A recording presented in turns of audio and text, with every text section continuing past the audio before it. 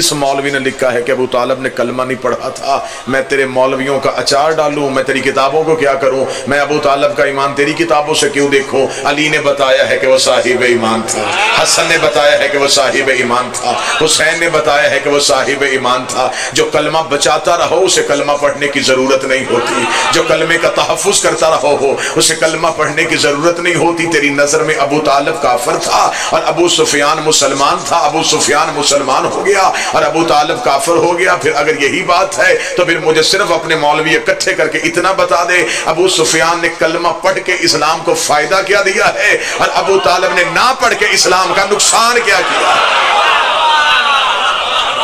میں تجھے نسل سفیان کے نقصان گنواؤں اور نسل عمران کے احسان سنوں۔ جو کلمہ پالے اسے کلمہ پڑھنے کی ضرورت کیا؟ یہ اللہ اور ابو طالب کے درمیان ایک ایگریمنٹ پہلے ہی طے پا گیا تھا۔ اس نے اسے کہہ دیا تھا کہ میرا نبی تیرے گھر میں آئے گا، تیرا علی میرے گھر میں آئے گا۔ جو قریب بیٹھو گے زحمت کرتے رہنا، میرا نبی تیرے گھر میں آئے گا، تیرا علی میرے گھر میں آئے گا۔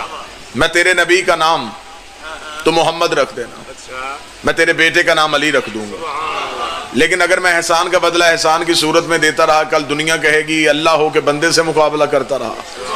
ایک احسان میں تجھ سے بڑھ کے کر دوں گا۔ میرے مالک وہ احسان کیا ہے؟ فرمایا میرا نبی تیرے گھر میں آیا، تیرا علی میرے گھر میں آئے گا، تو میرے نبی کا نام محمد رکھنا، میں تیرے بیٹے کا نام علی رکھوں گا۔ ایک احسان میں بڑھ کے کر دیتا ہوں، مالک وہ احسان کون سا ہے؟ فرمایا تو میرے نبی کا نکاح فرش پہ پڑھا، میں تیرے علی کا نکاح عرش پہ پڑھا۔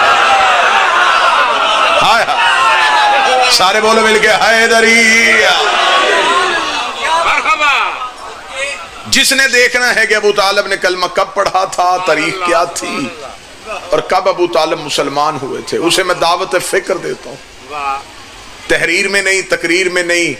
اگر بات حضرت ابو طالب کے ایمان کی ہے تو میں اسلام آباد جیسے شہر میں ویڈیو کیمرے کی آنکھوں میں آنکھیں ڈال کے جناب پیر سید نزاکت حسین نقوی، جناب سید حامد نقوی صاحب، دو معتبر عزادار سیدزادوں کی موجودگی میں ممبر آل محمد سے اعلان کرتا ہوں، جگہ فیصل مسجد منتخب کر لے ہم وہاں آ جاتے ہیں، بادشاہی مسجد میں آنا چاہو ہم وہاں آ جاتے ہیں، مرضی کے مولوی لے کے آ جا۔ اگر تو نے ابو طالب کا ایمان دیکھنا ہے تو پھر ہم صرف ابو طالب کا ایمان نہیں دیکھیں گے، ہم ہر کسی کے باپ کا ایمان دیکھیں گے۔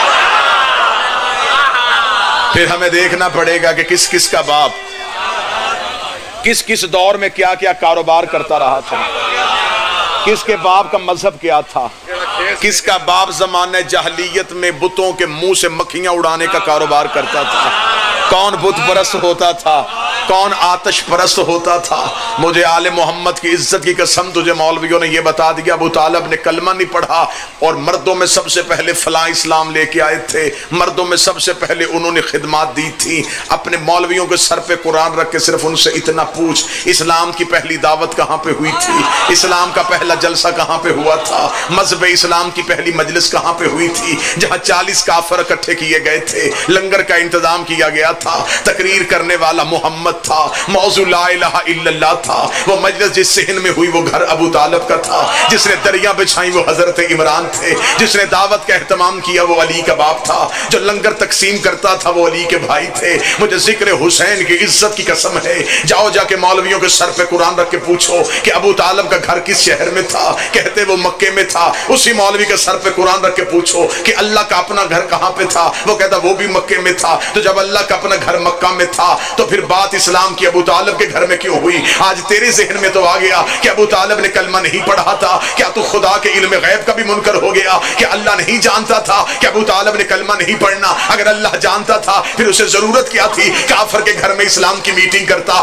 کفر کے صحن میں اسلام کا اجلاس کرتا، کافر کے صحن میں لا الہ کی بات کرتا؟ اس کا مطلب اسلام مقروض ہے ابو طالب کے گھر کی روٹیوں کا۔ ابو طالب کے گھر میں اسلام کی پہلی دعوت کیوں ہوئی؟ مولویوں کے چہرے زرد ہو گئے، مولویوں کی زبانیں گونگی ہو گئی اور ایک ہی دلیل دی کہ اللہ کے گھر میں اسلام کا جلسہ اس لیے نہیں ہوا کہ اللہ کے گھر میں اس دور میں بت رہتے تھے، اللہ کے گھر میں اس دور میں بت رہتے تھے، اللہ کے گھر میں اس دور میں بت رہتے تھے۔ اسلام آباد بولے نہ بولے عقیدہ ضرور بولے گا۔ اس کا مطلب تیرے مولوی اندر سے مان گئے ہیں کہ رحمان کے گھر بت تھے، عمران کے گھر بت نہیں تھے۔